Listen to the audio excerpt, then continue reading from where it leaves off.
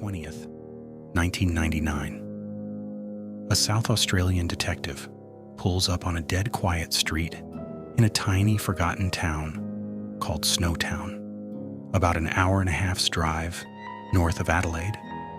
A place so small and so unremarkable that most South Australians couldn't point to it on a map. A place where the footpaths are cracked, the shop fronts are half empty, and the wind just moves through without stopping. And this detective hadn't expected much, just a vague tip-off. Probably nothing. But when he pushes open the door of an old abandoned bank building on the main street, it's not his eyes that tell him something is terribly wrong. It's his nose. Because the smell that hits him is thick and sweet and absolutely suffocating. The kind of smell that a person never forgets, no matter how long they live. And inside, in what used to be the bank's secure vault, the kind of room built to protect things, to keep things safe, there are 6 large black plastic barrels lined up against the wall, sealed shut, completely silent. And when investigators crack open the first one, what they find launches the most disturbing, most complex, and most haunting criminal investigation this country has ever seen. Because inside those barrels are the dismembered remains of 8 Australians, ordinary people from ordinary suburbs, dissolved in hydrofluoric and hydrochloric acid, 8 human beings reduced to evidence. And this, right here, in this quiet little South Australian town that nobody had ever paid much attention to, is where one of Australia's darkest stories finally came to the surface.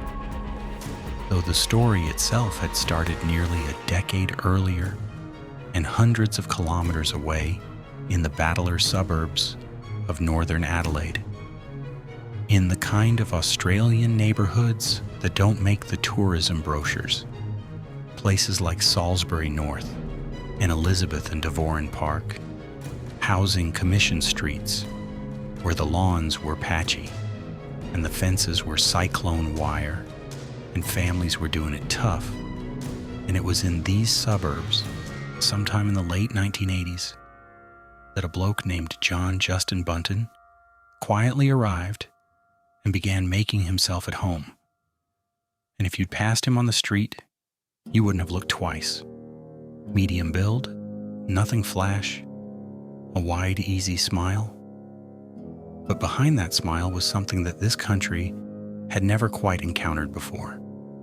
A mind that was calculating and manipulative and deeply, profoundly sadistic. And Bunting had one obsession above all others, an almost religious hatred of pedophiles and homosexuals. He talked about it constantly and loudly and with total conviction.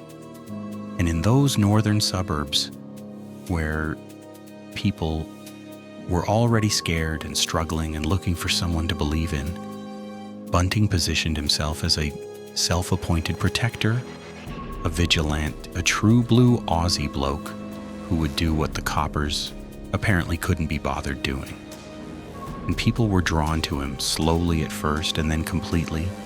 A partner, then neighbors, then the partners of those neighbors.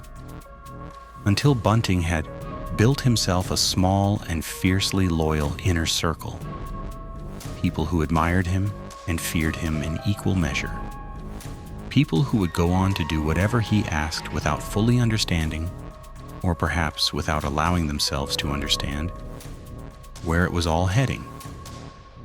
And at the center of that inner circle were 2 men, Robert Wagner, Bunting's closest and most devoted accomplice, and a teenage boy named James Vlasakis, who was so young when he was drawn into Bunting's orbit that he barely had the life experience to recognize the darkness he was being pulled into.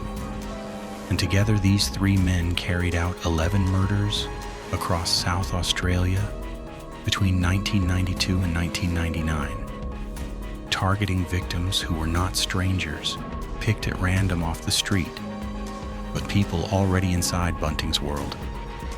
Neighbors, acquaintances, family members of family members. People like who had sat at his kitchen table and eaten his food and felt safe in his company. And the justification Bunting used was always the same, that these people were deviants, predators, rock spiders, a term used in Australian slang for the worst kind of offender. Though the truth was that evidence was never required, Bunting decided, and that was the end of the matter.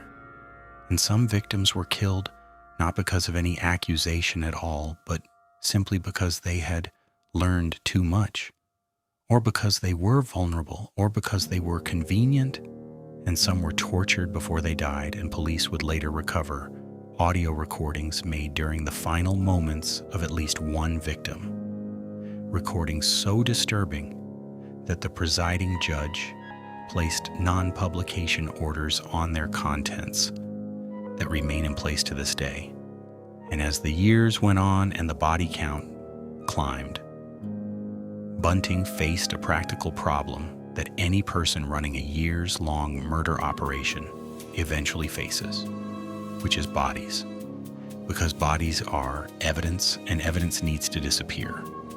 And so in 1998, Bunting rented the vault of that disused in Snowtown through an associate, a remote and completely unremarkable location in a town so small and so overlooked that nobody was ever going to come looking. And he packed the remains into those 6 black barrels with acid and locked the vault door and drove back to Adelaide. And for months,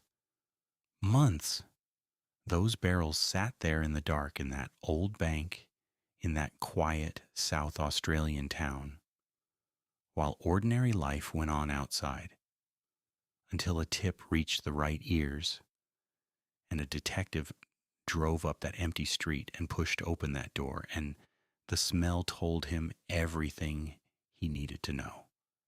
And what followed was one of the longest and most grueling criminal investigations in Australian history, with South Australian major crime detectives working for years to connect the victims in those barrels to disappearances that families had been told were simply people moving on, drifting off, going quiet. The kind of explanation that gets accepted in communities where people already feel invisible. And the breakthrough came when James Vlasakis, faced with the full weight of the evidence against him, agreed to cooperate with police. And his testimony tore the entire operation wide open. Every location, every method, every victim, every date. The whole horrifying picture laid out in a South Australian courtroom. And in 2003, John Bunting and Robert Wagner were each convicted of 11 counts of murder and sentenced to 11 consecutive life terms with absolutely no possibility of parole, meaning both men will die in a South Australian prison, and Vlasakis pleaded guilty to 4 murders and received a lengthy minimum sentence, and the town of Snowtown, which had done nothing wrong, which was simply in the wrong place at the wrong time, found itself carrying a name that had become synonymous with the worst thing that had ever happened in this country. Residents petitioned to have the town renamed. The proposal went nowhere, and the stigma never left.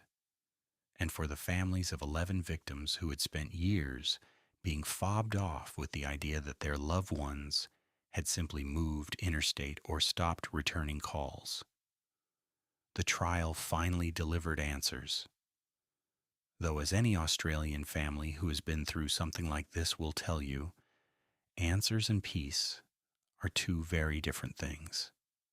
And John Bunting, still behind the walls of a South Australian correctional facility, has to this day never expressed anything that resembles genuine remorse for what he did to 11 Australians and to the families they left behind. But keeping these dark and heavy stories alive ensures that the victims are never completely forgotten. So if you appreciated the deep research and respectful breakdown of this historic case, please take a second to hit that subscribe button. Leave a like to help the algorithm share this story, and drop a comment below sharing your thoughts on this tragic case.